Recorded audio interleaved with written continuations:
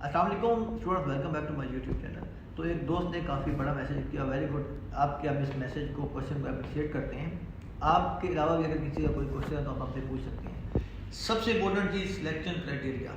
देखें, आप जब भी एडनो की किसी अप्रूव कॉन्ट्रैक्टर में जॉब करने के लिए जा रहे हैं तो सबसे पहला इंटरव्यू आपका कॉन्ट्रैक्टर खुद लेगा।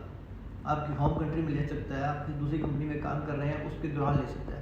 जब आपने क्लाइंट का इंटरव्यू से पहले उस कॉन्ट्रैक्टर का, उस कंपनी का इंटरव्यू पास कर लिया है, आपका ऑनलाइन होगा, आपका फेस टू फेस होगा, किसी कंपेन में होगा, तो उसका ये मतलब नहीं है कि आपकी अप्रूवल हो गई है। जिस तरह भाई ने क्वेश्चन किया कि मेरा WMS का, मेरा JP का इंटरव्यू पास हो चुका है ऑनलाइन, अभी नेक्स्ट प्रोसेस क्या होगा। तो प्रोसेस ये है कि कंपनी ने आपको शॉर्ट लिस्ट करना है, उसके बाद आपको क्लाइंट इंटरव्यू के लिए प्रपोज करेगी। जब आपका क्लाइंट इंटरव्यू अप्रूव हो जाएगा, पास हो जाएगा, मे बी उसके बाद कंपनी आपको ऑन बोर्ड ले, या मे बी आपको इंटरनल सिलेक्शन के बाद ऑन बोर्ड लेके क्लाइंट इंटरव्यू के लिए प्रपोज करेगी।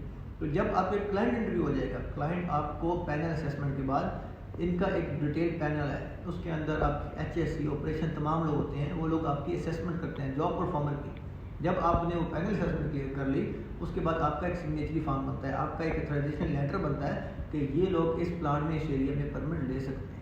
उसके बाद आप एज JP काम कर सकेंगे। अगर आपका पहला इनिशियल स्क्रीनिंग हुई है, इनिशियल इंटरव्यू हुआ है, तो दिस डजंट मीन कि you are authorised to work as JP।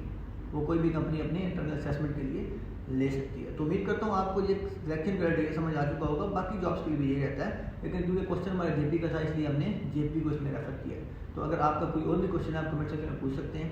मज़ीद इन्फॉर्मेटिव वीडियो के लिए चैनल को सब्सक्राइब करना और बेल आइकन बटन दबाने का आपके वक्त देने का बहुत शुक्रिया।